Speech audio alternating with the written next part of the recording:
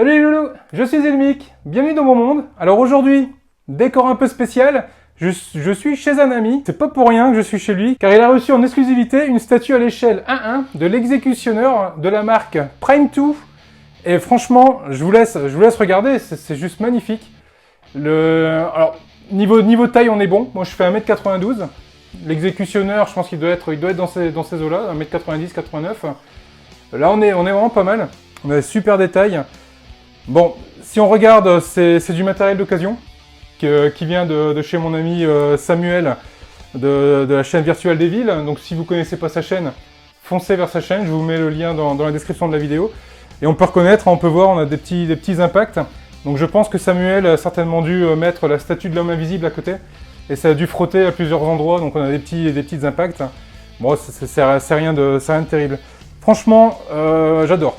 Dites-moi ce que vous en pensez, moi je trouve ça vraiment génial. On a vraiment un souci du réalisme. Là ici, on a carrément, c'est une sorte de, je sais pas, on dirait une sorte de vinyle qui permet de donner de la souplesse aux articulations. Et en parlant des articulations, c'est là où c'est très fort. C'est qu'elle est complètement articulée. Je peux lever le bras sans aucun problème, plier le bras complet, le remettre complètement droit. Et en plus, si je le lâche, il tient tout seul. On pourrait penser que le poids va ramener le bras au niveau du corps, et là pas du tout. Là ça tient, mais du tonnerre. Alors même les doigts sont articulés, je peux ouvrir les doigts. Je peux faire absolument ce que je veux avec les doigts. Et si je veux même, sur certains, je peux le plier. Et je peux faire des vilains gestes avec, mais je le ferai pas ici. Mais c'est vraiment top. Donc on a ça ici, au niveau du bras, l'épaule. On a la tête. Je peux aussi tourner un peu la tête d'un côté et un peu la tourner de l'autre. Je peux lever, mais pas trop. Ça bloque un peu sur le côté et en bas. Donc ça, c'est vraiment top. On peut vraiment lui donner toutes les positions qu'on veut. D'ailleurs, on fera quelques pauses à la fin. Je vous ferai une vidéo un peu plus rapprochée pour que vous puissiez la voir. Puis on en aura quelques pauses. Et c'est vraiment sympathique. Là-dessus, franchement, Prime2, ils ont fait un super travail. On voit bien ici là, tous les petits griblis. Tout est en place.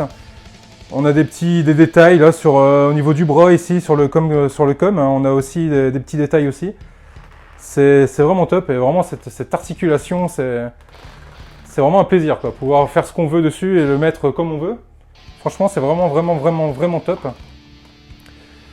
On a également sur le côté, alors je vous ferai des petites vidéos rapprochées, hein, vous allez pouvoir voir sur le côté, on a le logo impérial du nouvel ordre, enfin pardon, du premier ordre. Ici sur le casque, on a des impacts dus aux nombreuses batailles qu'il a pu faire, hein, notamment dans l'épisode 8. Il prend des coups, puis on le voit bien, là, ça a été reproduit à la perfection. Donc on reconnaît bien par rapport à un exécutionneur, par rapport à un Stormtrooper classique, c'est qu'il a une bande noire ici sur le côté, chose que le Storm classique n'a pas. Également les épaulettes noires. Et la partie ici, au niveau des pectoraux, on va dire, la partie inférieure de la protection du thorax est également noire. Chose qu'on ne voit pas également sur le classique. Donc là, sur le côté, il y a également une poche qui est en tissu. C'est pas du tout résiné, c'est pas du tout du plastique non plus. C'est quelque chose qui a vraiment été fait dans les moindres détails. C'est absolument, c'est du tissu. J'ai rien à dire là-dessus. Alors ça peut s'ouvrir avec un scratch. Ça peut être pratique pour ranger des cigarettes ou autre, pour les planquer vite fait. Ça peut être pas mal du tout.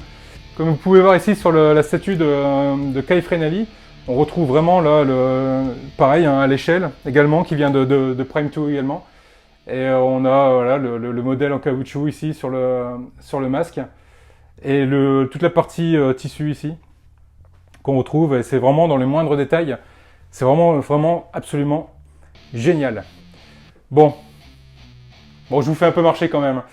Déjà, la société Prime2 n'existe pas du tout. C'était un petit clin d'œil à Prime1 que Samuel adore.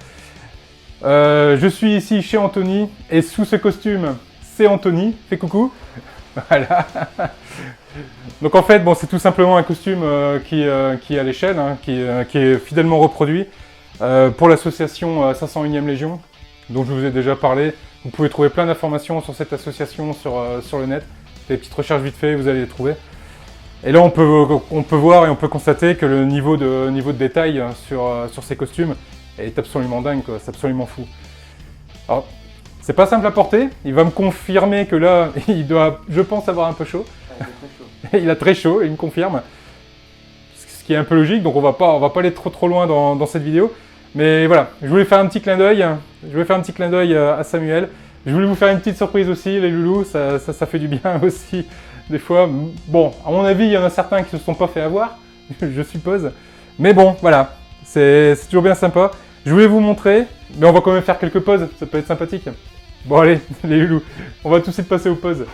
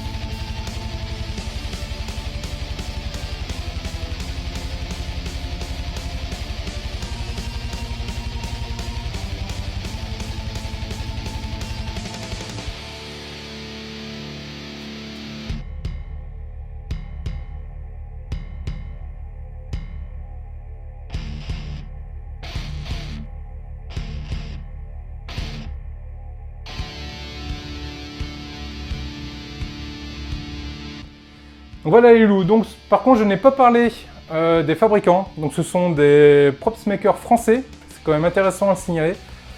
Le props maker c'est Monk Props, donc je vous ai déjà parlé de Monk Props, notamment lors de ma vidéo sur le Death Trooper, c'est le même props maker qui va réaliser ici l'armure. Je vais faire une seconde partie de vidéo que je vous mettrai un peu plus tard, et là on va se concentrer sur le casque, parce que le casque vient d'un sculpteur français, qui s'appelle Benoît et qui réalise plusieurs casques de la franchise Star Wars. Il a de l'or dans les mains, ce mec, c'est un truc de dingue. Donc on va regarder un peu plus en détail ce casque dans une prochaine vidéo et ça va valoir le coup d'être vu parce que franchement, il y a vraiment beaucoup de travail sur ce casque, travail de moulage, de sculptage et autres. C'est un truc de dingue. Donc si vous êtes intéressé, n'hésitez pas, je vous mets en commentaire hein, le contact de Monk Props. Si vous voulez vous renseigner au niveau des tarifs, au niveau des kits, si on a disponible ou pas. Donc voilà les loups. Bon, tu nous montres, fais un petit coucou à la communauté. Salut les loulous, je vous dis à très vite pour la suite. Salut!